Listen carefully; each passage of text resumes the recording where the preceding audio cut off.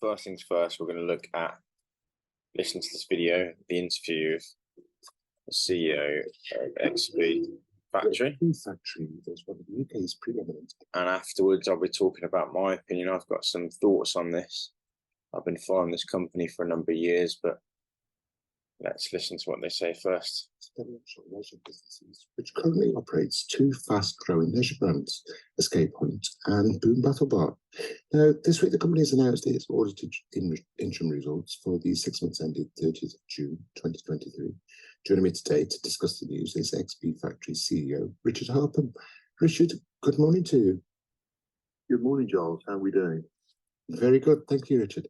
Now, as mentioned, XP Factory's now released its interim results, with revenues up 130% from the first half last year. Could you just talk us through the financial highlights, please? Well, I think the first one is precisely that. Revenues of £18.6 million in half one compared to £8 million in the equivalent period last year. So obviously very significant levels of growth there. And I think probably interesting to talk to, what's driving that. So you mentioned that we have the two businesses that sit underneath the XP banner, Escape Hunt and Boom. So Escape Hunt's driving a 40% revenue increase. So that's £6.1 million delivered for Escape Hunt versus 4.3 last year. And Boom, which of course is the young business that opened very aggressively through last year, saw over a 400% increase, delivering as it did £11.3 million worth of sales in the half versus 2.2 last year. So I'd say that that's what is certainly one of the key highlights for us. I suppose importantly, it's really good to see that that sales growth is flowing through the P&L as well. We're seeing H1 EBITDA, this is pre-IFRS 16, close to 1.1 million versus £280,000 last year. That's in a really good stead. And when that's all compounded by some really strong like-for-like growth, 20% like-for-like up to July, I'd say that it's been a pretty successful half year. Certainly sounds it. You mentioned double-digit growth there for like sales. Growth delivered across both owner-operated brands. Could you first start telling us about Boom Battle Bar, that side of the business, and how it's doing? Sure. So Boom Battle Bar has grown really very aggressively over the last 18 months. And I would say is the driving force behind what I would consider to be fairly transformational economics. And as I just mentioned, you're seeing that in half on revenue sort of £2.2 million last year to 11.3 this. But within that, of course, we do have some sites, albeit not so many, 4 or 5 sites which were open last year in the equivalent period, and those sites have grown by 20% like for like. So obviously it's great to see sales growth born of new site openings, but that fundamental drive of like-for-like sales is really important. And again, we're starting to see some really encouraging signs through the Boom the kind of conversion metrics, as I like to refer to them. So of the sites that have been trading for 12 months or more, EBITDA in the first half was 19%. And so when you also recognise that half one always trades lower than half two, you get the sales leverage benefits, and God willing, a very strong Q4. This is exactly where we would want to be at this early stage in our development. So it feels that there's lots to like about the Boom economics, and most important for me, customers are still really continuing to like it, and our review scores continue to sit very much at the top of the tree when compared to the market. Just moving to Escape Hunt, how is that side of business performing? Escape Hunt always makes me chuckle because it just continues to fly, if I'm honest.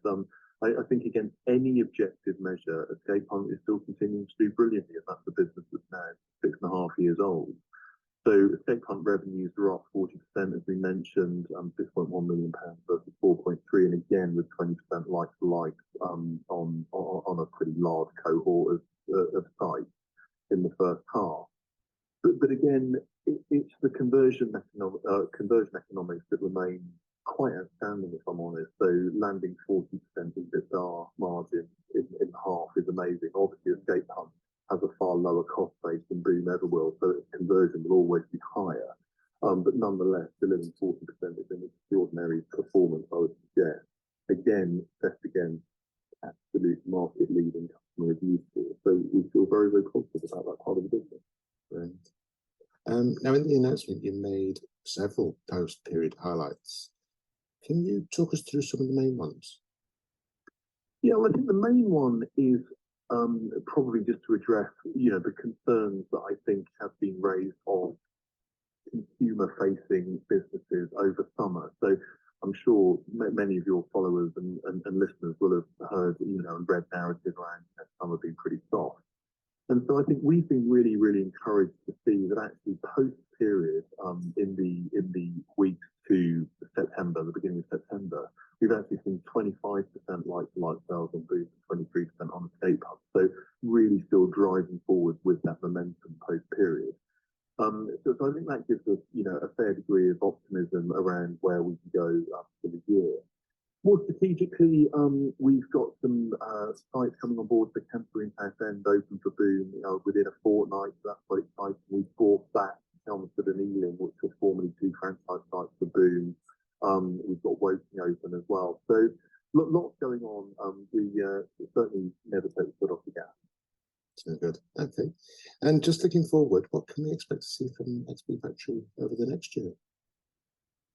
Much more of the same, if I'm honest. So you'll continue to see us obsessing about, finessing the operation. I talk about this a lot, but, for us, it is never good enough.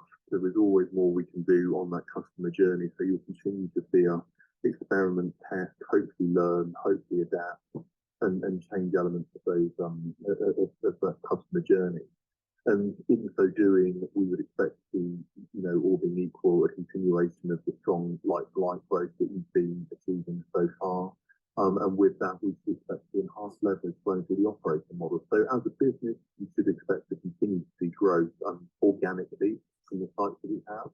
But of course, we're fortunate to be generating cash, at a fairly decent rate. So we talk about cash on the balance sheet at H1 at £3.7 million versus 3.2 at December, and that's after the opening of new sites and capital expenditure and so on and so forth. So that capital does allow us to continue to open new sites, and obviously we're very excited to do that.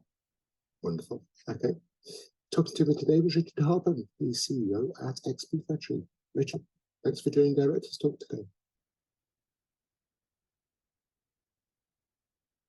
Okay. There's some things there that are good, and there's some things that I would like to dive a bit deeper into, to be honest. I've already talked about the fact that the earnings are up, EBITDA's up anyway, revenue's up. They're talking about 40% return on capital on most stores. They're building stores. They talked about 3.6 million or something like that in cash. But then EPS, earnings per share, there's still a loss. And they're expanding their share count. And that is really, for me, it's a slight concern.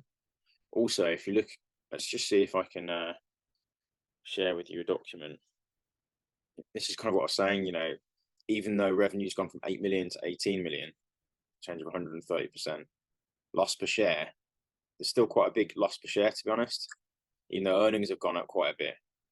And when I dug into this, I could see that there was quite a bit of spend on admin. I don't know if it's going to show it here. These are all the highlights. So there's a lot of good things, like turnovers increased massively, earnings are going up, it looks like. But then, EPS is down, and it looks like the shares are going, the share count is going up, which is obviously used to kind of reward good service and whatnot. It's still a little bit of a concern. I suppose, calling 4 million increase of net assets, like 2.8 internal capex, I guess that's like store refits and things like that. It's not really a fixed asset because if in a way, if that's the cost of doing business, it doesn't add anything. It just kind of brings things up to the point of doing business in those locations. It's kind of a running cost, and I don't know why. I get it's classed as a fixed asset, but it's a little bit, it's kind of not, it's masking things a little bit.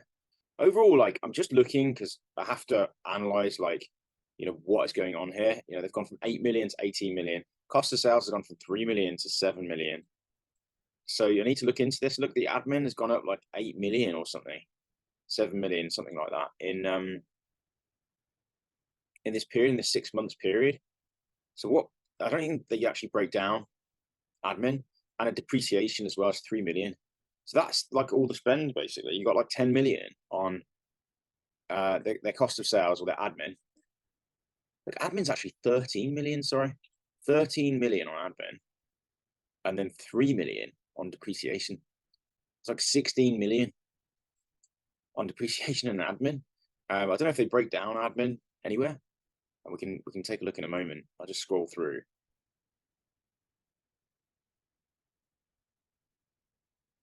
Yeah, I mean, losses are going up. I know that everything else is going up, but it's a slight concern. Also wanted to highlight the share counts as well. Cash has gone down, but still they've got cash in the bank.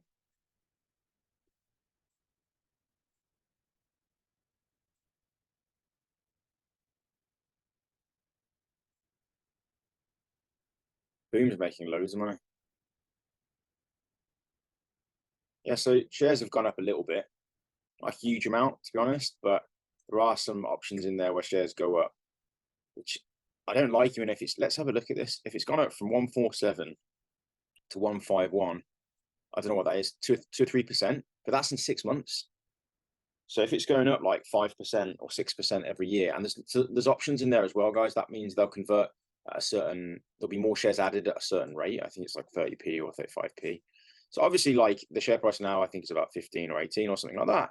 Like you'll get some gain, but at the same time, you know, when you add in shares every year, that is dilutive to EPS, to earnings per share. And I really would like to see more about this admin costs of 13 million. Let's just see if we can see anything else. There's only one mention of admin, and that's 13 million. So like, it'd be really good to understand that from my perspective. I think that's pretty damn like considerable. It's gone from 7.5 to 13.3, which is nearly double. It's like 80-90% up in 6 months, you know, year on year. You know, it'd be great to have a breakdown of it. Like, I guess that's new site builds, but like, where's it going and how do they plan to reduce that and to improve profitability? It's not in this. It's not in this documentation. And I suppose, you know, as an investor, you've got different options, and I think long term this is a good option, but I do have some concerns about short term. And I also personally think that's why the shares haven't done like really well recently. So if we look at shares XP Factory, so I suppose on the 5 year it is looking good. Like EPS has gone from minus 50p to like just about 60p, 66p, and revenue is like exploding, which is good. Return on capital employed at the moment is only 5%, even despite the store level being 40%. That's probably due to these crazy admin costs. So yeah, I think it's interesting, but the shares obviously are not reflecting their growth because EPS is so hammered by these costs, you know, by these admin costs, by these depreciation costs. If you guys, you know, are in accounting or know about these things about depreciation, why that would be so high, let me know. If you've got thoughts on why they'd have 13 million in admin costs, let me know. 1 second.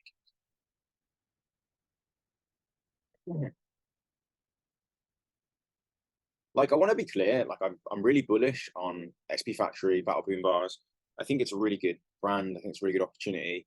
I'm just kind of highlighting some things which no one else seems to be highlighting. It wasn't highlighted in that director's talk video. It hasn't been highlighted by anyone else. I personally, yeah, I think the 3 things that I'd love to know more on are the admin costs going from 7 million to 13 million in, you know, year over year, the depreciation of 2 or 3 million, and you know why EPS is so poor. And I suppose it's a consequence of those 2 things. And what does it look like in terms of the outstanding shares, you know, in the next few years? How dilutive is that going to be for the average investor? You know, I think that could be dilutive. You know, what do I think about the company? You know, I'm still invested in it. You know, I'm really still invested in it, and I I like the company. I think it's going to do very well. And EPS is probably going to shoot up. It has dropped from a loss of 50p to like, a great loss to a small loss. And I think maybe in a couple of years, you might start to see that EPS shoot up, hopefully, and maybe those admin costs can go down and things like that. But I do think it's a growth company, and one of the things to think about with growth companies is remuneration. How are they remunerating their boards? Are they expanding the share count? Are bonuses getting out of hand? And are they controlling costs? Because with a growing organization, the easiest thing to do is to say revenue's going up, let's just keep growing, and then costs get out of hand and profit goes down, and earnings per share go down, which is really important. You can have a gross profit, but if you're not getting much per share, then shareholders don't really benefit that much, and it hammers down the share price. So I think long term, I'm bullish on them, on Battle Boom Bars. But I wanted to flag that because for some reason no one else has flagged it.